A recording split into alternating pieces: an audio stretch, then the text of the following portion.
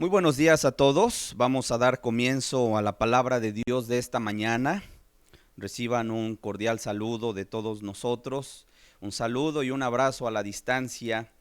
Vamos a dar comienzo con el tema que hemos preparado para este día, el cual se titula No dejes tu primer amor. Ese es el tema que vamos a estar estudiando el día de hoy, no dejes tu primer amor. A través de este estudio, quiero que veamos la importancia de guardar tu amor para con Dios, de guardar tu amor por Dios, sobre todo cuando nos encontramos en medio de un mundo que ha multiplicado su maldad. La escritura es muy clara cuando el mismo Señor Jesucristo describió la sociedad de los tiempos postreros. Él describió definitivamente una sociedad en una decadencia moral y espiritual muy aterradora, ¿verdad? De alguna forma en Mateo 24 tú te das cuenta cómo iba a haber una multiplicación de la maldad. El versículo 12, por ejemplo, nos dice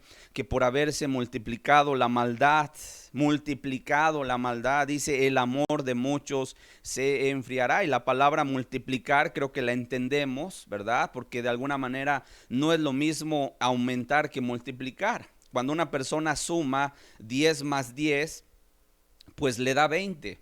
Pero si una persona multiplica 10 por 10, le da 100. En otras palabras, nos habla de una multiplicación exponencial de la maldad. Y eso es lo que el día de hoy estamos nosotros de alguna manera insertos en medio de esta sociedad que cada vez está aumentando a pasos agigantados la maldad en medio de la sociedad. Y es una profecía escalofriante porque fue pronunciada por el profeta de profetas, por la boca del mismo Señor Jesucristo, fueron dadas estas palabras, que en los postreros tiempos, sin lugar a dudas, el amor de muchos se iba a enfriar a causa de la multiplicación de la maldad. Y es ahí cuando nosotros debemos pedirle a Dios: Señor, que mi amor por ti nunca se enfríe. Señor, que mi amor, que mi pasión, que mi devoción, que mi consagración por ti nunca decaiga, nunca se enfríe. Por eso es importante que veamos este tema. En la plática de hace 2 semanas estuvimos hablando sobre la importancia de renovar nuestra mente para conformarla a la voluntad de Dios. Estuvimos hablando de que era necesario constantemente renovar nuestra mente como lo marca la escritura, y estuvimos diciendo que era necesario, era importante romper con los odres viejos, que no es otra cosa más que figura de una vida que en ocasiones se puede acomodar, una vida que puede caer en rutinas, en acomodos, en tedios, pero que ya no fluye la vida de Dios. Y esa enseñanza de alguna manera fue algo muy importante para nuestra vida. Por eso el día de hoy hemos querido dar una segunda plática, es como una continuación a este tema, porque va enfocada también a que te renueves constantemente. Una de las cosas que vamos a ver a lo largo de este estudio es que la vida cristiana, el cristiano está en un peligro constante en ocasiones de perder su primer amor, ¿sí? Por eso es importante que tú y yo, que buscamos a Dios, que amamos a Dios, que tal vez estás consagrado a Dios, puedas entender que ese primer amor es algo tan vital y tan necesario para nuestra vida cristiana. Por eso el día de hoy vamos justamente a analizar este tema. Es necesario que podamos ver en las escrituras lo que Dios le ha dado a los cristianos y el mensaje que nos ha llegado hasta nosotros. Vamos a dividir esta plática en 3 partes. Número 1, en la primera parte vamos a explicar qué significa el primer amor, cuáles son los rasgos o características de un amor ferviente para con Dios, ¿verdad? Número 2, vamos a ver cuáles son las causas del por qué los cristianos pueden perder su primer amor. Hay algunas causas que vemos en las escrituras a través de las cuales un cristiano puede empezar a bajar las manos, Lo estamos leyendo ahorita en Mateo 24:12, por haberse multiplicado la maldad, pero no es solamente ese caso, hay otros también, otros rasgos, otras causas del por qué los cristianos pueden perder su primer amor. Importante justamente conocerlos. Y número 3, cómo guardar o cómo avivar, o en algún caso, no sé, de los que nos escuchan, cómo recuperar tu primer amor. Vamos, por lo tanto, a ponernos en las manos de Dios, sabiendo que este tema únicamente puede ser dado por la unción de nuestro Dios. Vamos a pedirle a Dios que Él nos hable y nos ayude a compartir este tema. Padre, en esta mañana te damos gracias, Señor, porque tú nos juntas para escudriñar tu palabra, Señor. Qué tema tan importante para estos tiempos, Señor. Porque si hay algo importante, si hay algo necesario, es justamente en la vida del cristiano que nunca se acabe el primer amor, Señor. Porque el primer amor lo es todo, Señor. Ciertamente es nuestra energía, es nuestra devoción, es nuestra consagración a ti, Señor. Pero ayúdanos. Ayúdanos sobre todo porque estamos atravesando un tiempo, Señor, de mucha apostasía y de mucha maldad. Pero ayúdanos, Dios, a que este tema pueda caer en los corazones listos, preparados, y sobre todo pueda caer en oídos, Señor, que puedan hacer caso a tu palabra, Dios. Ayúdanos, porque está profetizado que en estos postreros tiempos el amor de muchos se iba a enfriar. Dios, que no sea nuestro amor, pero ayúdanos a comprender este tema en el nombre de Jesús. Amén. Amén. El libro de Apocalipsis es el libro de los finales de los tiempos. Y cuando nosotros vamos a revisar ese libro de Apocalipsis, vemos en los primeros capítulos el mensaje a las 7 iglesias. Son 7 mensajes que el Señor Jesús le reveló al apóstol Juan para cada una de las iglesias que había en Asia. Son muy importantes esas cartas, esos mensajes que, repito, fueron revelados directamente por el Señor Jesucristo a su apóstol Juan. Son mensajes personalizados porque eran 7 iglesias que estaban en ese momento esparcidas por Asia, que existían, que estaban en ese momento, eran iglesias, que estaban todavía, ¿verdad? En ese tiempo. Entonces, el Señor Jesucristo, una vez que el apóstol Juan, a causa de la persecución que se había suscitado en torno al cristianismo y sobre todo en torno a los apóstoles, los habían martirizado prácticamente a la mayoría de ellos, salvo el apóstol Juan, que dice la historia, y dice la historia que trataron de aniquilarlo, ¿verdad? A través de el martirio. Sin embargo, el apóstol Juan, no lo dice la Biblia, lo dice la historia, no pudo ser muerto, ¿verdad? Hay alguna tradición que dice que incluso lo intentaron quemar en una olla, en un caldero de aceite hirviendo, pero no le pasó nada. Y entonces, pues los gobernantes de aquel entonces no tuvieron otra más que tomar al apóstol Juan y mandarlo a la isla de Patmos, donde recibió la revelación del Apocalipsis, que ha sido una bendición para nosotros porque justamente nos habla de los tiempos finales. Es un libro escatológico que nos habla de los tiempos finales. En ese libro, repito, el Señor Jesucristo envía en los primeros capítulos mensajes a sus iglesias, mensaje a las 7 iglesias. Muchos estudiosos argumentan que ese mensaje a las 7 iglesias se pueden identificar los diferentes estados espirituales en los cuales la iglesia ha pasado a lo largo de su historia. En otras palabras, que si observamos a la iglesia como un todo, vamos a poder observar diferentes momentos en los cuales la iglesia ha entrado a diferentes estados espirituales. Ahora, si esto es así, si esto es realmente como algunos estudiosos argumentan, que esos mensajes a las 7 iglesias son momentos espirituales a través de los cuales la iglesia en la tierra, esa iglesia peregrina, iba a estar atravesando a lo largo de la historia de su peregrinar en la tierra. Bueno, yo quiero decirte, el mensaje último es el mensaje a la Odisea, y es un mensaje donde se resalta la tibieza. En otras palabras, si esto es así, entenderíamos que el último estado espiritual en el cual se encontrará la iglesia en los tiempos finales será una tibieza terrible. Porque justamente el mensaje a la Odisea es el último mensaje que se describe a una iglesia tibia, una iglesia juguetona, una iglesia que no tiene compromiso alguno con Dios, sino que por el contrario permanece en una tibieza terrible. No es frío, en otras palabras, no está entregado completamente al mundo o al pecado, pero tampoco es ferviente, ¿verdad? Una pasión entregada hacia su Señor, sino que está en término medio. Es una tibieza, en término medio, un poquito del mundo, pero también un poquito de Dios. Un poquito de Dios, pero también un poquito del mundo. Y esa es una gran tragedia. Ahora bien, la pregunta es, ¿qué tuvo que pasar para que una iglesia o para que una persona, para que la vida de un cristiano pudiese llegar a ese estado espiritual deprimente de tibieza?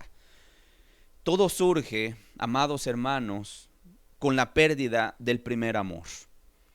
Por eso el día de hoy vamos a ver justamente la importancia de guardar tu primer amor. Y vamos a abrir las escrituras, vamos a leer el mensaje a la iglesia de Éfeso. Por favor, abramos la escritura en Apocalipsis capítulo 2. Vamos a leer del versículo 1 al versículo 5. Dice así la palabra de Dios.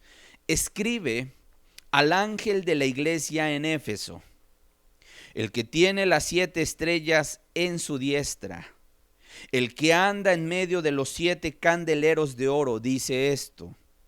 Verso 2, yo conozco tus obras y tu arduo trabajo y paciencia, y que no puedes soportar a los malos, y has probado a los que se dicen ser apóstoles y no lo son, y los has hallado mentirosos, y has sufrido, y has tenido paciencia, y has guardado arduamente por amor de mi nombre. Has trabajado, arduamente por amor de mi nombre y no has desmayado. Pero tengo contra ti que has dejado tu primer amor. Recuerda, por tanto, de dónde has caído y arrepiéntete. Y haz las primeras obras, pues si no, vendré pronto a ti y quitaré tu candelero de su lugar si no te hubieres arrepentido. ¿Qué observamos en este mensaje tan tremendo, en este mensaje de verdad que nos deja a nosotros con una reflexión muy importante? ¿Qué observamos? Número uno, que el Señor Jesús conocía las obras de la iglesia de Éfeso. Así le dijo, yo conozco tus obras, en el versículo 2. En otras palabras, delante de los ojos de Dios está descubierto todo lo que hace el cristiano. En otras palabras, cómo vive, cómo se conduce, cuál es su devoción delante de Dios. En otras palabras, Dios sabe, ¿verdad?, si la persona está buscándolo de todo corazón, si la persona está anhelando su presencia. En otras palabras, es imposible mantenerse en el anonimato a los ojos de Dios. Él sabe cómo vives el día de hoy tú. Él sabe todo de ti. Él ha observado de alguna manera tu conducirte en esta tierra. Él sabe si oras, Él sabe si lees la Biblia, Él sabe si está en tu corazón ese anhelo de estar en su presencia. Él había observado a los cristianos de Éfeso y por lo menos podemos contar 8 características de la vida de estos cristianos, que cuando las leemos así, nosotros nos daríamos cuenta o podríamos pensar, es que es una iglesia modelo, es que es una iglesia de verdad que no le hacía falta nada. Mira todas las cosas que él hacía. Si tú lees el versículo 2 y el versículo 3, sin lugar a dudas se mencionan 8 rasgos, 8 características importantísimas en la vida de esta iglesia, de la iglesia de Éfeso. Número 1, había obras, ¿verdad? Había, y yo puedo decir, buenas obras, ¿sí? Buenas obras. Yo conozco tus obras. ¿Y cómo describe el Señor Jesucristo? Dice, tu arduo trabajo. En otras palabras, esta iglesia trabajaba arduamente, quiere decir fatigosamente, una iglesia que trabajaba incansablemente. No solamente eso, dice, y paciencia. En otras palabras, también esta iglesia era paciente, era perseverante, soportaba ante la adversidad. Pero no solamente eso, dice, y que no puede soportar a los malos. No podía soportar a los malos. Es decir, había un celo por Dios. Había un celo por la santidad. Aún la gente que tal vez vivía en el pecado, ellos la hacían a un lado. Porque ellos tenían un celo por Dios. Un fuerte celo por la santidad. No solamente eso, dice. Y dice, no puedes soportar a los malos y has probado a los que se dicen ser apóstoles y no lo son, y los has hallado mentirosos.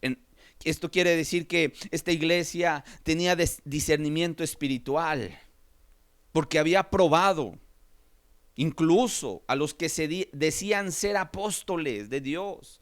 Sin embargo, los había encontrado que eran falsos y que los había encontrado mentirosos. Imagínate el discernimiento que esta iglesia, que estos cristianos no tenían en su vida para identificar justamente aquellos que eran impostores, pero que se estaban queriendo hacer pasar por apóstoles de Dios. No solamente eso, dice también, y ha sufrido. Es una iglesia que sufría. Y has tenido paciencia, vuelve a remarcar la paciencia. Paciencia significa ser perseverante, soportar ante la adversidad. Y has trabajado arduamente por amor de mi nombre y no has desmayado. Sin embargo, el Señor Jesucristo tenía contra ellos que habían dejado su primer amor. Habían abandonado su primer amor. Y yo puedo decir, qué tragedia. Es decir, para estas fechas estaban bajando las manos, estaban disminuyendo el paso, estaban bajando el ritmo de su entrega y de su pasión, de su alegría, de su gozo de estar cerca del Señor Jesucristo. Y amados hermanos, esta es una de las cosas a las cuales todos estamos expuestos a bajar las manos, a perder de vista a Cristo, a perder de vista su obra y su persona. Y ahorita te lo voy a explicar un poquito más, pero quiero que lo tengas presente. ¿Qué significa el primer amor? ¿Qué significa el primer amor? Significa el principal amor. Significa el amor más importante en la vida de un cristiano.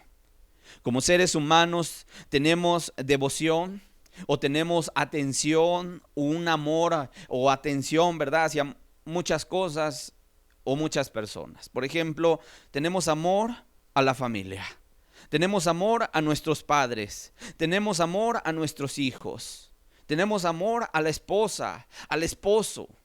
Hay quienes incluso tienen amor o devoción al trabajo.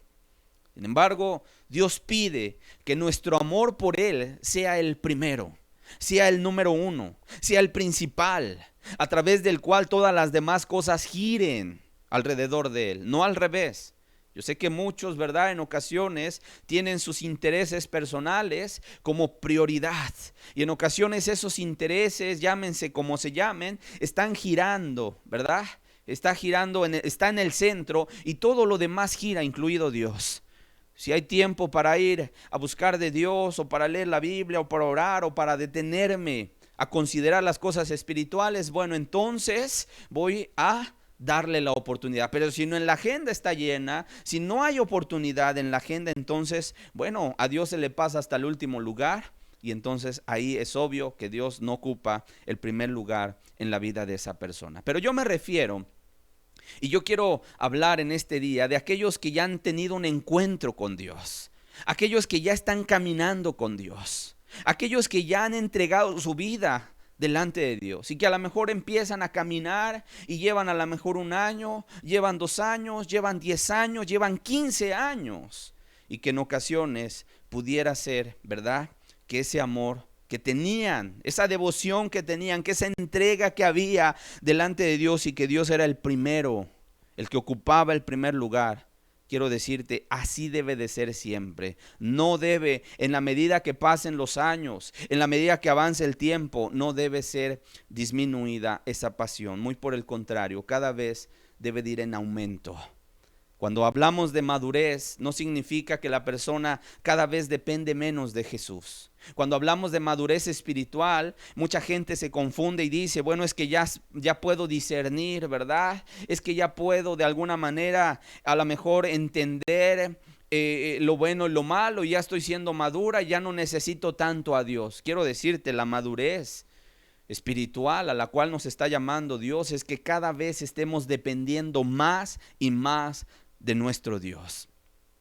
De hecho, esa es la base. Cuando el Señor Jesucristo habló acerca de las bienaventuranzas, la base que puso Él, el fundamento, el cimiento en el corazón del cristiano fue la pobreza en espíritu. Y la pobreza en espíritu no es otra cosa más que una dependencia absoluta y completa en Dios. Cuando se pierde esto, en ocasiones, por eso la gente pierde su primer amor. Pero volviendo al punto, ¿qué significa el primer amor? Significa el principal amor. Significa el amor más importante. Significa, ¿verdad?, una consagración completa, una consagración entera, absoluta delante de Dios. Y si hay algo sumamente importante que debes saber, si tú eres cristiano, es que debes cuidar tu relación personal con Dios. Nuestra relación personal con Dios es un gran tesoro que Él nos ha regalado. El estar en su presencia, querida persona, querido hermano y querido amigo, es algo que debemos tener en alta estima. Mucha gente comienza a ser descuidada en su relación personal con Dios y por lo tanto comienza a perder la esencia de la vida cristiana. La Biblia nos muestra a un Dios personal. La Escritura nos habla de que Dios es Dios de Abraham, es Dios de Isaac y es Dios de Jacob. Y ahora quiere ser Dios tuyo. Y ponle tu nombre. En otras palabras, Él se ha manifestado al hombre para que cada uno de nosotros podamos tener un compañerismo con Él. Esto es algo sublime. Esto es algo grande. Dios ha eliminado cualquier otro mediador que no sea Cristo Jesús. Y esa relación de cercanía es la que un cristiano siempre debe tener presente en su caminata. Ser cristianos no es saberte muchos textos de la Biblia. Ser cristiano no es ni siquiera, ¿verdad?, aprenderte la Biblia de pasta a pasta. Ser cristiano tiene una característica que significa ser seguidor de Jesús, amar a Jesús. La vida cristiana justamente se diferencia de todas las demás religiones debido a que el Dios de los cielos busca una relación cercana con el hombre.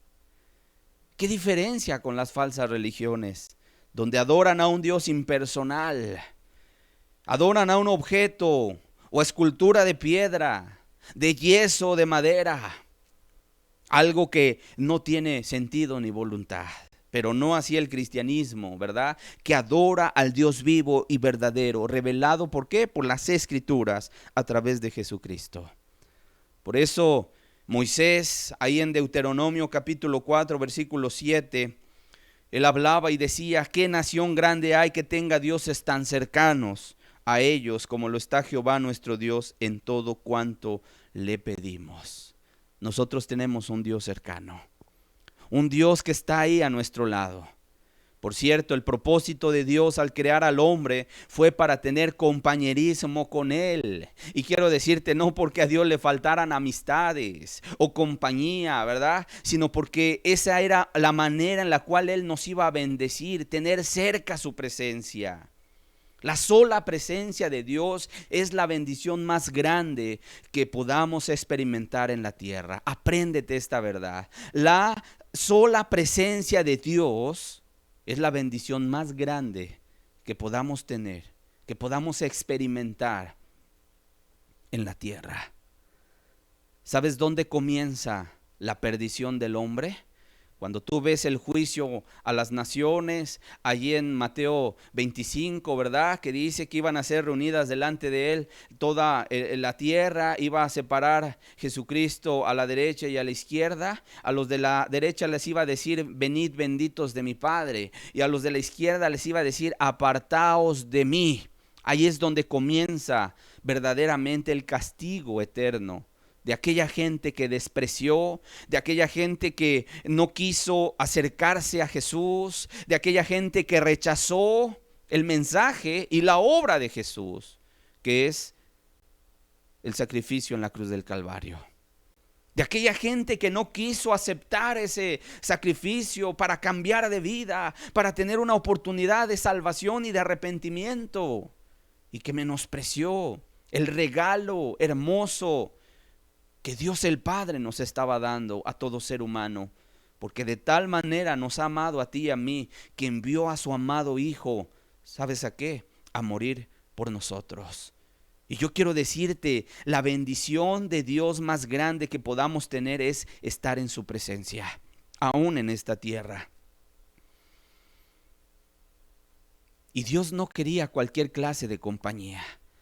Cuando vamos a las Escrituras, y cuando vamos a ver los comienzos de la humanidad, y cuando ves que Dios creó a Adán y creó a Eva, de alguna manera quería Él tener una relación familiar, una relación cercana como de un padre con sus hijos.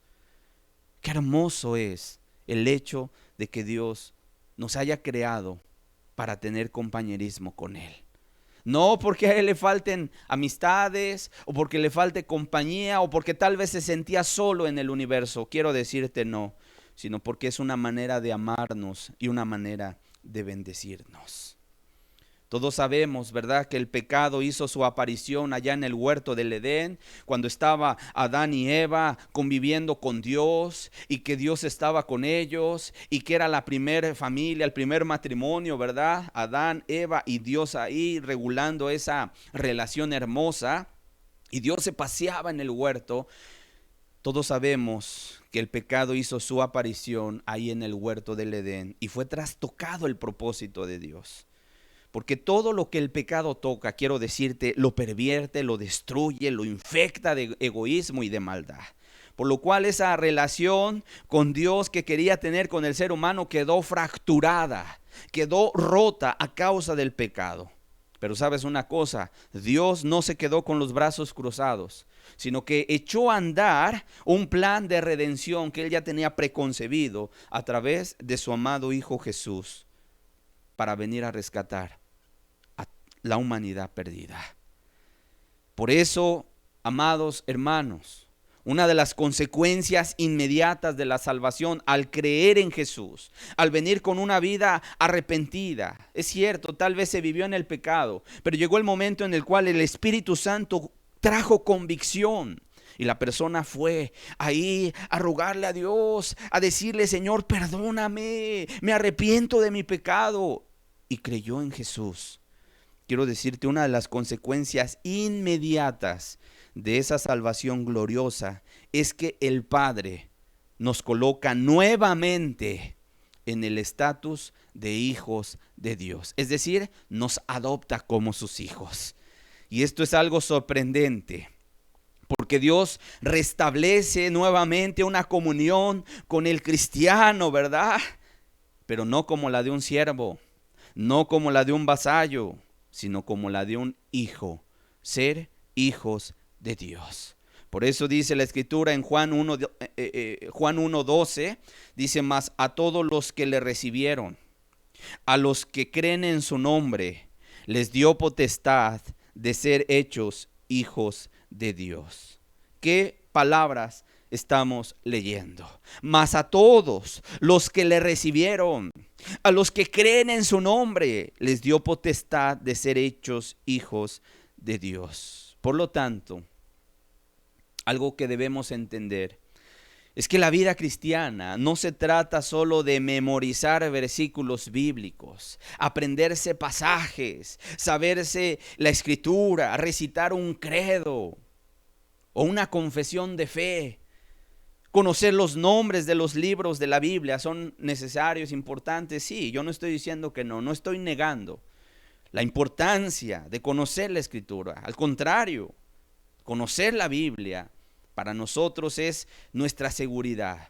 Y conoceréis la verdad y la verdad nos hará libres. Pero no solo se trata de a lo mejor memorizar un pasaje de la Escritura sin que traiga un efecto al corazón.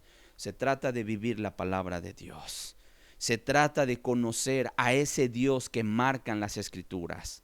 Juan capítulo 17, versículo 3 dice: y esta es la vida eterna, que te conozcan a ti, el único Dios verdadero, y a Jesucristo, a quien has enviado. Por lo tanto, el cristianismo se basa en una relación personal con Dios. El Señor Jesucristo, de hecho, nos enseñó a cómo acercarnos con ese Dios, ¿verdad? Cuando nos enseñó en Mateo 6, cómo nos teníamos que acercar al Padre nuestro. Imagínate, Padre nuestro. Ningún profeta le había llamado así a Dios. Pero el Señor Jesucristo, que es Dios mismo, nos enseñó a cómo acercarnos al Padre. Nos dijo: cuando ores, entra en tu aposento, cierra la puerta y ora a tu Padre que está en secreto. Y nos enseñó la oración modelo del Padre nuestro. Y dijo: oren así: Padre nuestro que estás en los cielos. En otras palabras, una familiaridad. Una familiaridad. Y cuando en tu corazón está clara esta verdad, yo quiero decirte, te será muy fácil poder relacionarte con Dios. Vas a ir a las Escrituras como un hijo que busca el consejo de su padre, y las vas a escudriñar como un hijo que busca dirección de lo alto. Y por eso un cristiano valora la palabra de Dios, la atesora en su corazón, porque entiende que de ellas dan testimonio de Jesús. Como dice Juan capítulo 5, versículo 19, solamente anótalo. La mira a la palabra como si fueran cartas de un padre amoroso que le dice todo lo que tiene y debe hacer. Y conocer a Dios de esta manera te dará confianza a tu corazón.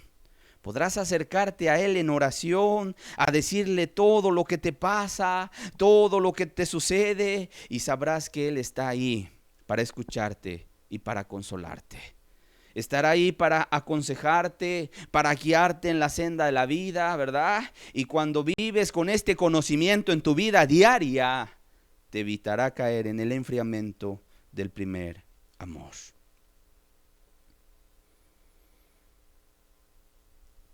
¿Qué más vemos?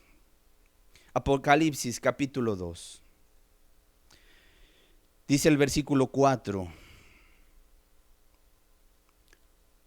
Después de que se ha descrito todas esas características de esa iglesia de Éfeso, y estamos entendiendo que el primer amor significa que Dios, ¿verdad?, es el principal en nuestra vida, nuestro amor por Él es el número uno, todas las demás cosas giran alrededor de Él, cuando entendemos, ¿verdad?, que nuestra devoción tiene que ser Él, y cuando entendemos que Él nos ha llamado para tener un compañerismo, una relación personal, familiar, íntima con Él, de amistad, de entender que Él es nuestro Dios, es nuestro Salvador, y cuando vive así el cristiano, definitivamente su amor no se va a enfriar.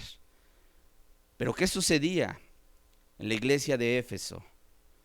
Después de que tal vez habían tenido esta experiencia, ellos estaban atravesando por un descalabro espiritual terrible en su vida espiritual.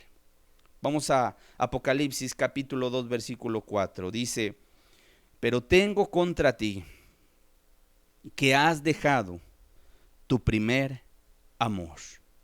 Recuerda, por tanto, de dónde has caído, dice, y arrepiéntete. Recuerda, por tanto, de dónde has caído y arrepiéntete. Éfeso había tenido un descalabro espiritual. Ni más ni menos, ellos habían dejado enfriar su primer amor.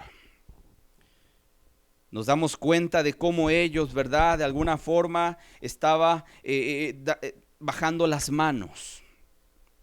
Estaban bajando las manos. Estaban perdiendo de vista lo importante. Y yo quiero decirte, ¿por qué razones se puede enfriar el primer amor? Hay varias razones. Número uno, la primera razón se debe a un pecado no confesado. Un pecado no confesado. Si tú miras el contexto de Apocalipsis 2, en el versículo 5 dice: recuerda, por tanto, de dónde has caído y arrepiéntete. Cuando un cristiano recién convertido, por un descuido en su vida espiritual, llega a caer en algún pecado ocasional, porque aquí sí quiero ser muy claro, cuando una persona se convierte a Cristo, ya no practica el pecado. Yo sé que hay mucha gente en ocasiones que habla, incluso ministros que dicen que no se puede dejar de pecar. Y yo digo, finalmente, todas aquellas personas que dicen que no se puede dejar de pecar, entonces la pregunta es, ¿para qué vino Cristo? Si no se puede dejar de pecar y si Cristo no nos libera del pecado, entonces, ¿cuál es la obra de redención que Él hace? Claro que sí, la persona va a estar sujeta tal vez a sus deseos durante toda su vida, porque estamos en este cuerpo y este cuerpo tiene deseos. Pero sin en cambio, la Escritura sí nos marca que el que es nacido de Dios no practica el pecado, porque la simiente de Dios permanece en él y no puede pecar. Pero en ocasiones, a causa de una debilidad, a causa tal vez, ¿verdad?, de una situación, vamos a decirlo, en la vida de un recién convertido, llega a tropezar. Y sabes, lo más común es que inmediatamente esa persona se sienta mal, esa persona se sienta afligida, se sienta triste, y su corazón no puede estar en paz, ¿verdad?, hasta que va nuevamente y le pide perdón a Dios y confiesa su pecado. Sin embargo, mira, el peligro es cuando la persona comienza a avanzar en los años, en la caminata cristiana, porque en ocasiones puede venir a su mente una falsa idea de que ya es una persona de experiencia o madura. Y en su corazón comienza a haber una confianza en él mismo que le pone en un lugar de mucho peligro, sobre todo cuando aparece el pecado ocasional en su vida. Tal vez pueda tropezar en alguna falta, sin embargo esa convicción que sentía antes, tal vez ahora la tratará de apaciguar con alguna buena obra o con algún servicio que está haciendo para Dios. Y ahí es el peligro. Ahí es el peligro. Porque entonces la persona, lejos de ir a los pies de Cristo, a confesar su falta, a llorarle a Dios, a decirle: Señor, perdóname, la persona empieza a decir: bueno, es que yo estoy haciendo este servicio Al final de cuentas yo estoy en la alabanza, yo estoy en la enseñanza, yo estoy impartiendo clases de escuela bíblica, yo estoy haciendo esto y estoy haciendo aquello. Estoy yendo a hacer misericordia y pareciera, ¿verdad?, como que esas obras serían los que vendría Dios a tomar en cuenta para que entonces perdone la falta. Y quiero decirte, eso no es así. Por eso la Escritura dice que si alguno hubiere pecado, abogado tenemos. La persona tiene que recurrir a Cristo cuando hay un pecado ocasional. No una práctica, sino cuando hay un pecado por un descuido, por una debilidad. Y parecía que eso era lo que había sucedido en la iglesia de Éfeso. Una iglesia que trabajaba arduamente, incansable, que sufría, que no desmayaba, pero todo lo que hacía ya era en sus propias fuerzas. Por eso cuando Dios les descubre su falta a esa iglesia, dice: tú has dejado tu primer amor. Recuerda por tanto de dónde has caído. Y quiero decirte, comúnmente estos pecados de los cuales estoy hablando no son pecados escandalosos. En la vida de un cristiano a lo mejor puede ser que dejó de orar, dejó de leer su Biblia, dejó de leer a lo mejor, ¿verdad?, la palabra de Dios en su vida, y ya no fue su alimento, y ya no fue a la cámara secreta para estar buscando la dirección de Dios. Ahí es donde comienza la falta y el pecado. Sí, no te estoy hablando de esos pecados escandalosos. Cuando hay un cristiano que comete un pecado escandaloso es porque ya en su vida anteriormente también hubo muchas cosas que ese cristiano empezó a practicar. Y comúnmente comienza todo por dejar la cámara secreta, dejar de orar, dejar de leer la Biblia. Y esto es algo importante que nosotros necesitamos entender. Tenemos que aprender esta lección. Hay gente que en ocasiones, incluso por el hecho de hacer obras de misericordia, porque el hecho de llevarle comida al necesitado, y no estoy diciendo que sea incorrecto, no estoy diciendo que sea algo que a lo mejor no se deba hacer. Claro que se debe de hacer, ayudar al necesitado. Pero yo quiero decirte, nunca cambies al Señor de la obra por la obra del Señor. Lo más importante es estar a los pies de Cristo. Para que nadie vaya al día de mañana a decir: bueno, sí, estoy a lo mejor haciendo algunas faltas, he caído en algunos pecados, es cierto, he dejado la lectura de la palabra de Dios, he dejado la oración, pero también Dios sabe que estoy haciendo esto y estoy haciendo aquello. No, hay un orden. Hay un orden en nuestra vida. Y primero es nuestra comunión con Dios. Primero es nuestra comunión y nuestra devoción con Dios. Esa es la buena parte de la cual un día el Señor Jesucristo habló. Y nunca cambiemos ese lugar. Número 2. Otra causa también es el aumento de la maldad. Mateo 24, versículo 12, ya lo leíamos, dice que por haberse multiplicado la maldad, el amor de muchos, dice, se enfriará. Por haberse multiplicado la maldad, el amor de muchos se enfriará. Un cristiano verdadero que desinteresadamente ofrece su ayuda con la gente que le rodea, sus vecinos, la congregación, los enfermos, los presos, la gente de escasos recursos, pero que tal vez le pagan mal por el bien recibido, será un cristiano que estará tentado a bajar las manos y dejar que ese primer amor comience a enfriarse. Es decir, el efecto de la maldad de la sociedad, que por cierto se iba a multiplicar, como lo estamos leyendo, puede debilitar la fe de un cristiano. El mismo Señor Jesucristo lo dijo en Lucas 18, versículo 8. Pero cuando venga el Hijo del Hombre, ¿hallará fe en la tierra? Cuando venga el Hijo del Hombre, ¿hallará fe en la tierra? Es decir, al considerar tanta maldad en la gente, robos, asesinatos, secuestros, homicidios, muchos comienzan a ser tambaleados en su fe. Por lo tanto, será necesario estar avisados en este tema y nunca quitar los ojos de Jesús. El apóstol Pedro un día comenzó a caminar sobre las aguas con rumbo a Jesús. El Señor Jesucristo venía caminando sobre las aguas y los discípulos que iban en la barca se espantaron.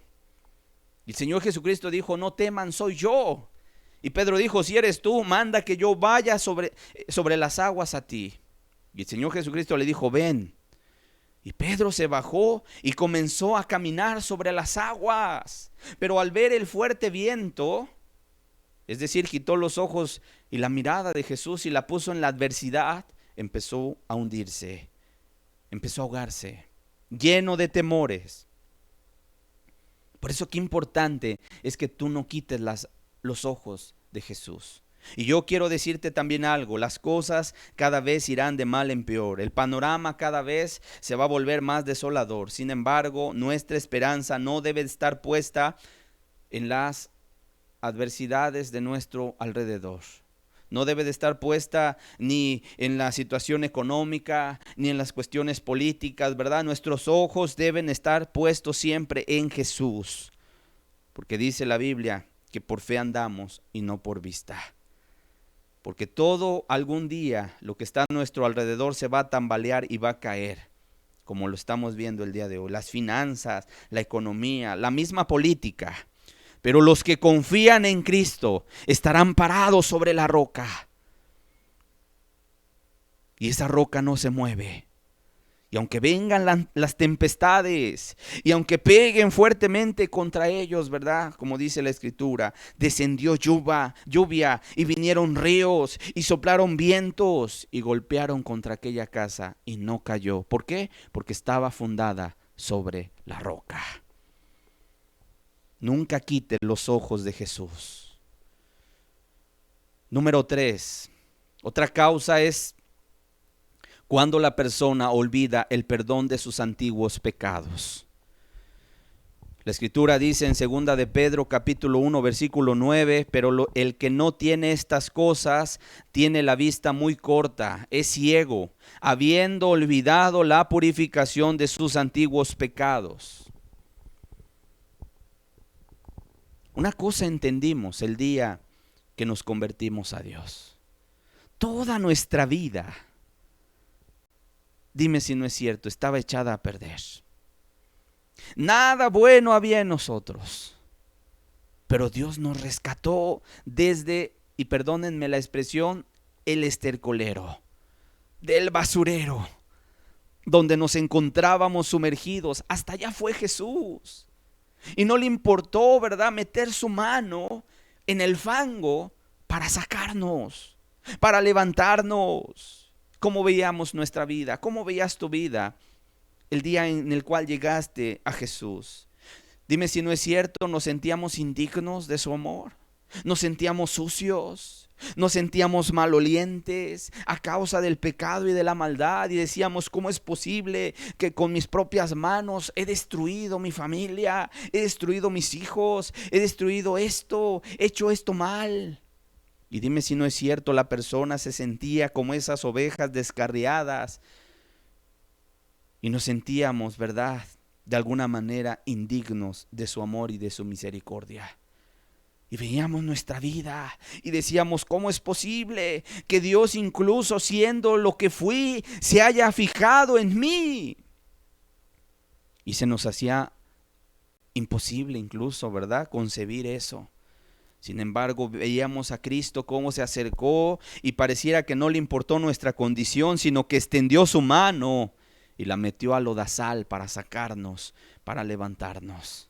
Por lo cual nuestro corazón quedó profundamente agradecido por ese amor de Dios. Dime si no es cierto. Bueno, yo quiero decirte qué importante será que nunca olvides de dónde te sacó. Que nunca termines de sentirte indigno. No pienses, ¿verdad?, después de que has caminado mucho tiempo con Cristo, que ahora lo mereces todo. Porque mucha gente puede pensar así. Así pensaba el apóstol Pedro, cuando en una ocasión, ¿verdad?, le dijo: he aquí, nosotros lo hemos dejado todo y te hemos seguido, ¿qué pues tendremos? Desde ese momento el apóstol Pedro estaba perdiendo la visión. Ya no seguía a Jesús por quien él era, sino por lo que le podía dar. Y quiero decirte, cuando perdemos de vista la purificación de nuestros antiguos pecados, la gente entonces se siente como que lo merece todo. Pero recordemos simplemente de dónde nos sacó Cristo. ¿Cuál era nuestro pasado? ¿Cuál era, verdad, aquella vida en la cual estábamos esclavizados? ¿Y cómo fue Cristo hasta nuestro lugar? Es más, quiero decirte, no fuiste tú el que tomó la iniciativa de buscar a Dios, porque nosotros estábamos muertos en nuestros delitos y pecados, sino fue el Espíritu Santo de Dios, el que empezó a trabajar en nosotros, el que empezó a interesarnos en las cosas de Dios, el que nos llevó a convicción, el que nos llevó a entender la magnitud de nuestra maldad. Quiero decirte, el Espíritu Santo fue el que nos llevó a la cruz del Calvario y el que nos reveló el sacrificio de Jesús. Y cuando entendimos todo esto, ¿cómo nos sentíamos? Profundamente agradecidos. Nos sentíamos indignos.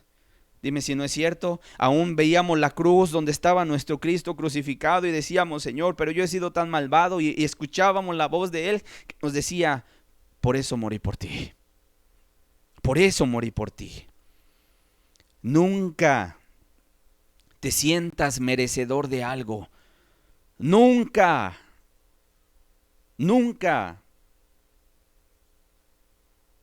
digas: es que yo merezco porque he trabajado, porque he hecho esto, porque he hecho aquello. Incluso la persona que ha sido muy utilizada por Dios ni siquiera debe decir: es que por mí es que se ha logrado esto y la extensión del reino. Al contrario, tiene que decir: es siervo inútil soy. Siervo inútil soy.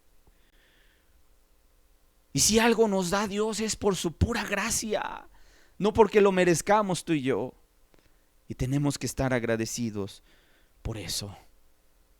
Pero el que olvida el perdón de sus antiguos pecados y la persona se siente que ha trabajado mucho, la persona se siente que es una persona que ahora entonces pues Dios es deudor de ella, imagínate, pierde completamente la visión y por eso la persona en ocasiones puede perder su primer amor. Cuando tú te sientes agradecido, cuando tú te sientes necesitado, cuando tú te sientes como que por ti no pudiste haber logrado nada, sino que todo se lo debes a Dios, ahí está el primer amor vigente.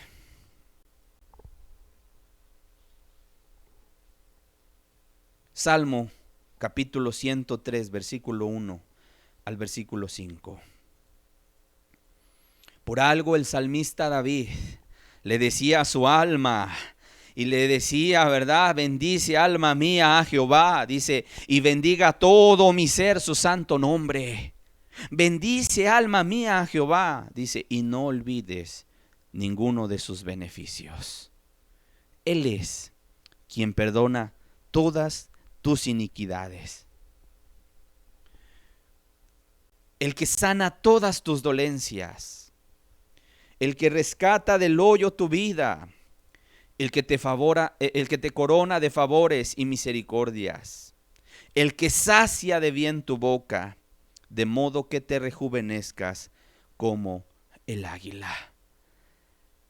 Aquí nos estamos dando cuenta cómo el salmista David tenía presente, ¿verdad? Y le decía a su alma como una manera de exhortación, como una manera de animarla, ¿verdad? Alma mía, dice, bendice a Jehová y bendiga todo mi ser su santo nombre.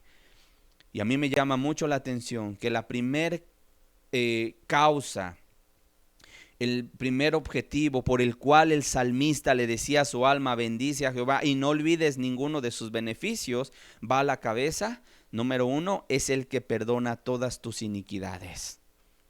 Siempre hay que estar entendidos de que Él perdonó nuestra maldad, nuestro pecado. Y nunca, ni siquiera viviendo 1000 vidas, amado hermano, y todas entregándolas a Dios, ni siquiera con eso podríamos pagarle lo que Él ha hecho por nosotros. Ni viviendo 1000 vidas podríamos nosotros pagarle lo que Él ha hecho por nosotros. Mira que dejar su cielo, su trono, su alabanza, donde estaba Él sentado, venir a esta tierra y vivir como uno de nosotros, sufrir las adversidades como sufrimos nosotros, ser tentado, ser menospreciado por su generación y de alguna manera ser llevado al suplicio de la muerte por crucifixión a causa de nosotros, siendo Dios del universo. No hay nada con lo cual tú y yo podamos pagarle. Por lo cual, que nunca se te olvide de dónde te sacó el Señor. Punto 4. Otra causa por la cual en ocasiones el amor de muchos se enfría es a causa de la rutina, es a causa del acomodo, es a causa del estancamiento espiritual. Y aquí es importante que cuando tú percibas en tu vida espiritual que estás perdiendo ese brillo del primer amor, también eches un vistazo a mirar si es que no estás estancado o te has metido en una rutina solamente o estás ahí acomodado, ¿verdad? En tu zona de confort, de alguna manera acomodado en tu rutina. Debes aprender a romper los odres viejos, como lo vimos en la plática cuando hablamos de renovar tu mente. Esos odres que ya no pueden retener el vino nuevo. Y debes pedirle a Dios que renueve constantemente esa vida espiritual en ti. Si tú te das cuenta, en el texto que leíamos del Salmo 103, el salmista David retoma una comparación muy ilustrativa del águila que rejuvenece. Todos sabemos que el águila es uno de los animales más majestuosos que Dios haya creado. Y ahí anda en los cielos, ¿verdad? Surcando los cielos. Un ave preciosa, el águila. Sin embargo, cuando el águila se hace vieja, se convierte en el animal más indefenso, porque su pico ha crecido tan largo y se hace curvo que ya le es incluso posible cazar. Ya no puede cazar. Las garras le han crecido también demasiado que ya no le permiten tomar a su presa. Y por lo tanto, en ese momento el águila se convierte en el animal muy indefenso. Y entonces el águila sabe que se tiene que ir a refugiar. Y se va a refugiar en lo más alto de las peñas y se mete, ¿verdad? Tal vez ahí en una pequeña cueva donde va a pasar un proceso de transformación. Estará un lapso más o menos de 100 días escondida de sus depredadores. Y lo primero que hace es golpear el pico sobre la roca hasta arrancárselo. Y espera que le nazca un pico nuevo. Posteriormente, con ese pico nuevo, empieza a quitarse cada una de las garras. Y empieza a dejar que nuevamente comiencen a crecer. Al cabo de cierto tiempo, cuando le ha crecido las garras, ahora empieza a quitarse el plumaje, a desprenderlo con el pico y con las garras, de tal manera que le sale un plumaje nuevo. Y al cabo de cierto tiempo, quiero decirte, el águila está lista nuevamente para salir rejuvenecida. Eso es lo que nos estaba diciendo aquí el salmista David. De modo que te rejuvenezcas como el águila. Qué importante es que todo cristiano aprenda a renovar sus fuerzas de tiempo en tiempo. Evite caer en el acomodo. Evite caer en la rutina. ¿Sabes cuál es la medicina? Justamente lo que dice el Salmo 103. Nunca olvidar de dónde nos ha sacado Dios. Estar agradecidos por lo que Él nos da día con día. Y no es una bendición, son muchas bendiciones las que tenemos de parte de Dios todos los días. Y agradecerlas nos va a estar haciéndonos consciente de que todo proviene de Él. Para concluir, simplemente vamos nuevamente a Apocalipsis capítulo 2, en el versículo número 5, dice la Escritura, la palabra clave para poder recuperar, para poder de alguna manera una vez más volver a ese primer amor. La palabra clave está en el versículo número 5. Dice, Recuerda, por tanto, de dónde has caído y arrepiéntete. La palabra de Dios llama a toda aquella persona, y si es tu caso, justamente a que te arrepientas. Dios nos llama al arrepentimiento. Y a través de esta exposición estoy seguro que muchos de ustedes se han sentido tal vez identificados, a lo mejor porque han dejado la cámara secreta, o tal vez porque han dejado la palabra de Dios y ya no la están leyendo. O tal vez porque se han descuidado y han caído, pero no han ido para confesar a Dios un pecado. Y a lo mejor te has confiado con el hecho tal vez de que sirves, ayudas, das, y sientes que eso es lo que te da el perdón delante de Dios. Yo quiero decirte, la Biblia dice, es muy clara. Aquí Dios, Jesucristo, le estaba diciendo a la iglesia en Éfeso, le estaba señalando ese pecado que habían perdido, habían dejado su primer amor. Y dice, por tanto, recuerda de dónde has caído y arrepiéntete. Jesús les llamaba al arrepentimiento. Y haz las primeras obras, dice. Pues si no, vendré pronto a ti y quitaré tu candelero de su lugar si no te hubieres arrepentido. Amados hermanos, si alguien quiere recuperar su primer amor, tiene que ir delante de Dios arrepentido. Caer delante de Él y decirle, Señor, perdóname, porque me he descuidado. Perdóname porque te he dejado. Perdóname porque he olvidado incluso el perdón de mis antiguos pecados. Ya no te he dado gracias, Señor, porque me rescataste de una vida en la maldad, en el alcoholismo, tal vez, ¿verdad? Una vida tremenda, terrible. Y me he olvidado de ello, Señor. Y tengo la vista muy corta. Pero hoy me ha quedado claro, Señor. Y hoy me vuelvo delante de ti. Por lo tanto, solo me queda decirte que si tal vez tú has perdido tu primer amor, la pregunta sería, ¿se puede volver a recuperar ese primer amor? La respuesta es sí. Dios es el primer interesado en que sus hijos vuelvan a encender la llama de su amor a través del arrepentimiento. Dios llama al cristiano a arrepentirse, a volver su corazón, a confesar sus faltas, a pedirle perdón de sus pecados, a buscar su restauración. ¿Y sabes dónde comienza la pérdida de ese primer amor? Cuando la persona se levanta de estar a los pies de Cristo, a estar en esa pobreza espiritual y se cree ya autosuficiente. Quiero decirte, Dios te manda otra vez a que vayas y que seas pobre en espíritu. Pero tienes que venir a Él con un corazón arrepentido. No dejes tu primer amor. Vamos a hacer una oración y vamos a terminar con esto. Padre, en esta tarde te damos gracias por tu palabra, Señor. Sabemos, Dios, que tú nos estás llamando en estos tiempos a avivar el fuego del primer amor, Señor. Y yo te pido, aviva el fuego del primer amor en los cristianos, Señor. Enciende la pasión nuevamente, Señor. Que la persona ame tu presencia, te ame, Señor. Que tú seas el principal amor. Levántate un pueblo, Señor, que te ame y que se consagre a ti. De todo su corazón, con toda su alma y con todas sus fuerzas. Y gracias porque nos dejas entender esta palabra el día de hoy. Gracias en el nombre de Jesús. Amén. Amén. Vayamos a meditar la palabra que hemos escuchado el día de hoy.